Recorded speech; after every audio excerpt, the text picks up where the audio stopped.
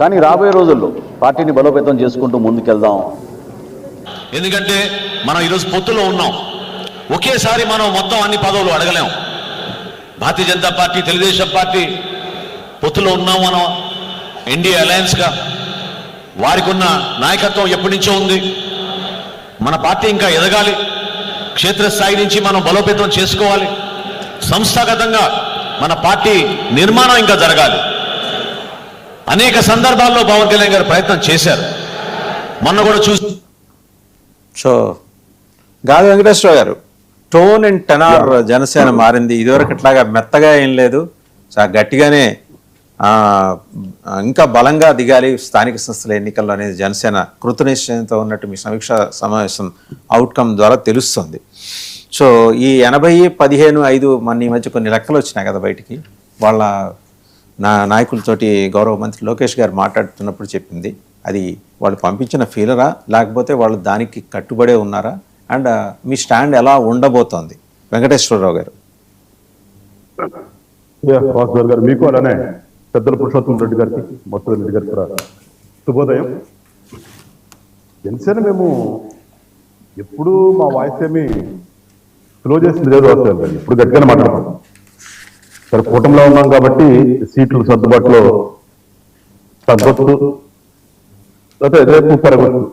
అది ఎప్పుడు ఉంటుంది కదా, అది సహజ సూత్రమే. కూటమి ధర్మం ప్రకారం ఎప్పుడు కూటమి కట్టినంత మాత్రం వాళ్ళ వెనకాల వెళ్ళాలనే సిద్ధాంతం అయితే ఏమి ఉండదు. అప్పుడు ఉన్నటువంటి పరిస్థితులు బట్టి వెళ్తూ ఉంటాం. అసెంబ్లీ లాంటి పరిస్థితులు వేరు, ఇప్పుడు రాబోయేటటువంటి లోకల్ బాడీస్ యొక్క పరిస్థితి వేరు. ఖచ్చితంగా మేము మా యొక్క ఆలోచన ప్రకారం మా పార్టీని పెంచుకునే విధానంగానే వెళ్తాం లోకల్ బాడీస్ లో. అంటే దీనికి ఏదో ఒక మేము అగ్రిమెంట్ అయితే ఏం రాసుకోలేదు. ఇదేమి కాన్స్టిట్యూషనల్ గా మేము కలిసాం కాబట్టి ఇట్లా ఉండాలి అనే నిబంధనలు అయితే ఏమి ఉండవు. మీ అందరూ తెలిసిందే, కుటుంబంలో కలిసిన పార్టీలు అప్పుడు ఉన్నటువంటి పరిస్థితికి అనుగుణంగా వెళ్తూ ఉంటాయి. జస్ట్ లైక్ ఇవాళ కూడా ఖచ్చితంగా రేపు మేము బలంగా ఉన్న సాట లేదు, బలంగా ఉంటామని కాదు, ఇది మేము తీసుకోవాలి అనుకున్నప్పుడు ఖచ్చితంగా మేము అడుగుతామని. కూటమి ధర్మం కదా. కూటమి అంటే ఏంటి? అందరూ కలిసి ఒక బలం, ఆ బలాన్ని అందరికి ఉపయోగించాలి. నీకు ఉండాలి, నాకు ఉండాలి, ఇంకోళ్ళకి ఉండాలి. ఒకళ్ళ బలం ఒకళ్ళు ఇచ్చిపుచ్చుకుంటామే కదా. ఆ ఇచ్చిపుచ్చుకునే ద్వారా ఖచ్చితంగా ఉండాలి. ఉన్నప్పుడు మేము ఎక్కడ కోరుకుంటామో వాళ్ళు ఎక్కడ కోరుకుంటారని తీసేస్తే మేము ఏదైనా కొంచెం స్పెసిఫిక్ గా అడగలుగుతున్నప్పుడు ఖచ్చితంగా అడిగి తీరుతాం. దాంట్లో ఎలాంటి సందేహం లేదు. ఎందుకంటే చెప్పాను మీరు విన్నారు దాని మీద డిబేట్ కాబట్టి. మనోహర్ గారు మాట్లాడినా, దుర్గేష్ గారు మాట్లాడినా, ఇంకోటి మాట్లాడినా కానీ ఖచ్చితంగా మా ఫ్యూచర్ అంటే మేము ఎత్తుకోవాలి కదా, మేము చూసుకోవాలి కదా. మాది ఒక రాజకీయ పార్టీనే.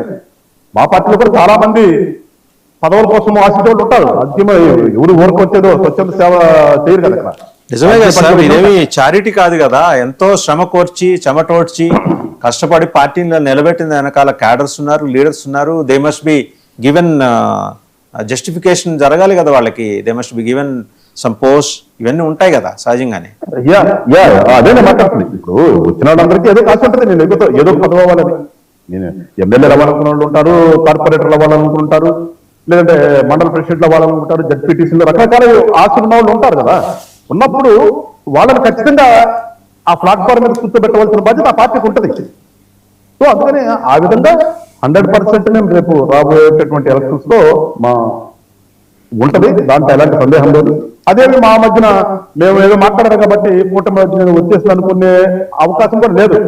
కూటమి సర్దుకుని వెళ్తాం. అది మళ్ళీ చెప్తున్నాం. పోయినసారి మేము అప్పుడు ఉన్నటువంటి పరిస్థితులకు ఆ రకంగా వెళ్ళాం.